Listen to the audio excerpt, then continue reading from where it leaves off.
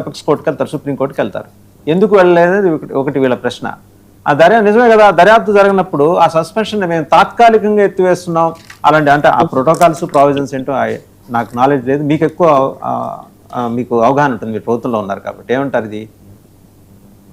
ముందు నేను చెప్పాల్సింది ఏంటంటే, ఆల్రెడీ కోర్టు దీంట్లో ముందుకెళ్ళద్దు అంటే అన్ని విషయాల్లో ముందుకెళ్ళద్దు అని దీని గురించి ఏ యాక్షన్ తీసుకోలేదు, పైకి వెళ్ళలేదు. వాళ్ళు ఎవరైతే ఆ ముగ్గురు ఉన్నారో ఆఫీసర్స్, వాళ్ళు పై కోర్టుకి వెళ్ళి లేకపోతే అదే కోర్టుకి వెళ్ళి సస్పెన్షన్ గురించి మాట్లాడాలి కదా. వాళ్ళు అక్రమాలు చేయకుండా, ఆ రోజు అధికార దుర్వినియోగం చేయకుండా, లేకపోతే ప్రభుత్వం నుంచి వాళ్ళు ఇన్ఫ్లుయెన్స్ అయ్యి ఇది కనుక చేయకుండా ఉండుంటే వాళ్ళు కూడా వెళ్ళొచ్చు కదా అని చెప్తా ఉన్నాం. ఒకటి.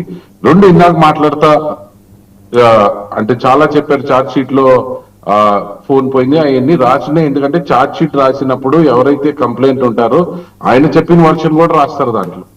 ఒకటి.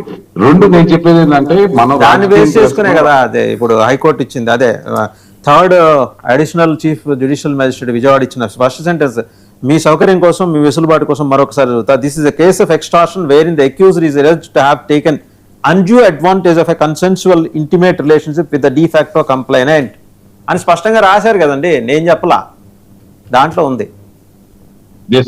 నేనే అదే చెప్తున్నాను సార్. నేను అనేది ఏంటంటే, ఎవరైనా ఏ వ్యక్తికైనా చివరి వరకు న్యాయం జరిగేంత వరకు పనిచేయడమే ప్రభుత్వం పని.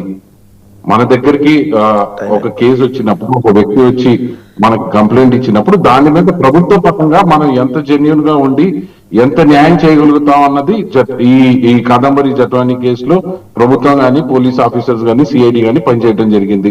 ఇప్పుడు దీన్ని రాజకీయం చేస్తూ వేరే వేరే కేసుల్లో లింక్ చేస్తూ అదేం జరిగింది, ఇదే ప్రతి కేసు రాజకీయం చేసింది ఎవరన్నా అన్నా అహ్మద్ అన్న, రాజకీయం చేసింది ఎవరు? జత్వానీకి మీకు ఏం సంబంధం? జత్వానీ వచ్చి మీ ప్రభుత్వం దగ్గర కంప్లైంట్ ఇస్తే మీరు సామాన్య మానవులకు ఏ విధంగా కేసు తీసుకుంటున్నారో అదే విధంగా జత్వానీకి తీసుకొని మీరు చేస్తే దాన్ని ఎవరు కాదనరు. కానీ మీరు ఇచ్చిన ప్రయారిటీ ఏంటి? మీరు ఇచ్చిన ప్రయారిటీ ఏంటి? నోవాటెల్లో ప్రత్యేక రూములు. వినండి అన్న, నోవాటెల్లో నేను హోటల్ పేరు చెప్తాను, రూమ్ నెంబర్ చెప్పటం నా సంస్కారం కాదు కాబట్టి చెప్పట్లా. ఒక్క నిమిషం అన్న, రూమ్ నెంబర్లు కూడా చెప్పొచ్చు, సంస్కారం కాదు కాబట్టి నేను చెప్పట్లా. మనం నోవాటెల్లో ప్రత్యేక రూమ్ ప్రభుత్వం పెట్టాల్సిన అవసరం ఏంది? బాధితులందరికీ నిజంగా బాధితురాలు అయితే అందరికీ ప్రభుత్వ రూములు పెట్టి, ప్రభుత్వం ఎస్కాట్ ఇచ్చి, ప్రభుత్వ ఫ్లైట్లు పెట్టి, ప్రభుత్వ లాయర్లు పెట్టి ఇవన్నీ చేసిద్దాన్న. ఇది రాజకీయ కోణం కాక ఇంకోటి ఏంటి? చూపించన్నా, ఏముందన్నా దీంట్లో ప్రూఫ్లు చూపించేదన్నా, ఇవన్నీ కనపడుతున్న ప్రూఫ్లే కదా, అవన్నీ కనపడుతున్న ప్రూఫ్లు. అక్కడ వచ్చిన ఇప్పుడు గుంటూరు ఉమెన్ కేసులో అండి కంప్లైంట్ తీసుకోవడానికి కూడా ఇబ్బంది పడిన సందర్భం. ఎందుకంటే ప్రయారిటీస్ మారుతాయండి, మహిళలను బట్టి మారుతా ఉంటాయి, అంటే కేటగిరీలను బట్టి మారుతా ఉంటాయి. ఇప్పుడు గుంటూరు ఉమెన్ కేసు మీరు చూశారు, కంప్లైంట్ జరిగింది, వాళ్ళు ఎవరైతే ఉన్నారో వాళ్ళందరూ అరెస్ట్ అవడం జరిగింది. ఏ పార్టీ వాళ్ళైనా మేము నిష్పక్షపాతంగా మా వాళ్ళు ఉన్నా సరే మేము వాళ్ళకి శిక్ష పడేలా చూస్తామని చెప్పడం జరిగింది. అలాగే చంద్రబాబు నాయుడు గారు కూడా చెప్పడం జరిగింది. ఇంకో విషయం తెలుసా, వీడియో ఎవరు తీశారో తీసిన వాళ్ళ మీద కూడా కేసు పెట్టారంట. ఆ వీడియో బయటకు ఎలా వచ్చిందని కేసు నమోదు చేశారు. అదే ఇప్పుడు ఆ సీసీ ఫుటేజ్ రాకపోతే ఈ కేసు కూడా సాయికృష్ణ లాగా అంతే, ఏముండదు ఇంకా. అట్లా కాదు, అంటే నాకు ఆ వీడియో నేను డేట్లు టైం తో సహా చెప్తా, ఇది మీకు భావ్యం కాదు మీరే చెప్పండి. నేను అడుగుతా, ఎందుకంటే ఆయన న్యూట్రల్ గా మాట్లాడాలని భావిస్తున్నాను.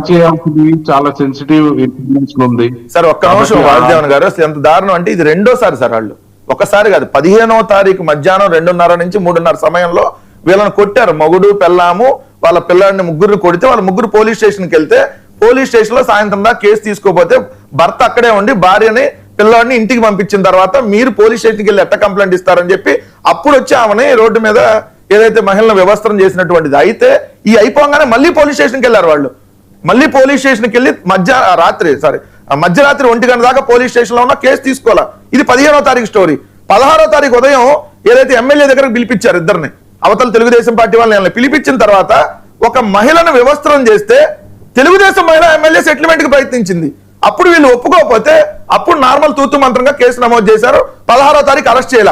17 సాయంత్రం 7:30 సమయంలో ఈ సీసీ ఫుటేజ్ బయటకు వచ్చి సాక్షి టీవీ మరికొన్ని దగ్గర అన్ని యూట్యూబ్లో అన్ని వచ్చిన తర్వాత అప్పటికప్పుడు రాత్రి అరెస్ట్ చేశారు. మరి ఇది ఎక్కడన్నా మీరు నిష్పక్షపాతంగా చేసింది ఎక్కడిది? 15 జరిగితే 15 ఎందుకు కేసు తీసుకోవాలా? 15 మధ్యాహ్నం మీరు కేసు తీసుకుంటే ఆ సాయంత్రం పూట ఆ వ్యవస్థ అయ్యేది కాదు, అప్పుడే వీళ్ళని తీసుకెళ్లి అరెస్ట్ చేసేవాళ్ళు.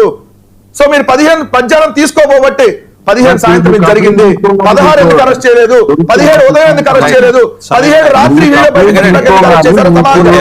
వెంకటరెడ్డి గారు టైం కూడా అయిపోతుంది సార్. ముగిసిందా? నేను ఒకటే చెప్తా ఉన్నాను సార్, మేము ఇవాళకి కూడా క్లీన్ గా నీట్ గానే ఉన్నాం. ఎవరి మీద ఇటువంటి కేసులు పెట్టాలని కానీ లేకపోతే రాజకీయ కక్షలు చేయాలని లేదు. మీరు గతం వైఎస్ఆర్సీపీ ప్రభుత్వంలో చూసుకుంటే రెండు ప్రశ్నలు అడుగుతా. గతంలో నంద్యాలలో అబ్దుల్ సలాం అనే వ్యక్తి వైఎస్ఆర్సీపీ నాయకులు వారిని వేధించిన విధానాన్ని బట్టి కుటుంబంతో సహా ఆత్మహత్య చేసుకున్నారు. ఎవరిని అరెస్ట్ చేశారు? ఆ ఎఫ్ఐఆర్ ఏందన్నా 2 ఏళ్ళు అయిందన్న మీరు అధికారంలోకి వచ్చి చాల్చండి. దాటిపోయింది మీరు అధికారంలోకి వచ్చి చాల్చండి. వెంకటరెడ్డి గారు ఆ అంశాలన్నీ తప్పనిసరిగా మారదు. ఎందుకంటే ఇప్పుడు మీరేమైనా ఒకటి లేవనెత్తే వాళ్ళు ఇంకోటి లేవనెత్తారు, మీ పాతవన్నీ తవ్వుతారు. చంపేసి సవాల్ని కొరియర్ చేయడం, పార్సల్ చేయడం, ఇవన్నీ తవ్వుతారు. వైఎస్ అహ్మద్ గారు అవన్నీ మళ్ళీ మారదు. థ్యాంక్ యూ వైఎస్ అహ్మద్ గారు, శివపార్వతి గారు, కృష్ణాంజనేయులు గారు అండ్ వెంకటరెడ్డి గారు. Thank you very much. So ఈ కాదంబరి జత్వాని కేసులో ట్విస్ట్ ఇది. ఎందుకంటే ఛార్జ్ షీట్ రిటర్న్ చేసింది, సిఐడి సబ్మిట్ చేసిన ఛార్జ్ షీట్లో రిటర్న్ చేస్తూ కోర్టు చేసిన అబ్జర్వేషన్ ఏంటంటే చాలా సేలియంట్ అబ్జర్వేషన్. డిఫాక్టో కంప్లైంట్ ఏం చేసింది, కన్సెన్సువల్ ఇంటిమేట్ రిలేషన్షిప్ అనే మాట కూడా ప్రస్తావన చేసింది. అంత మాత్రాన అక్కడ పోలీస్ ఆఫీసర్స్ చేసింది కరెక్ట్ అనేది కాదు. రెండు వేర్వేరు విభిన్నమైన అంశాలు. పర్టికులర్ ఛార్జ్ షీట్, ఈ ఛార్జ్ షీట్ సంబంధించి కోర్టు అబ్జర్వేషన్ ఇది.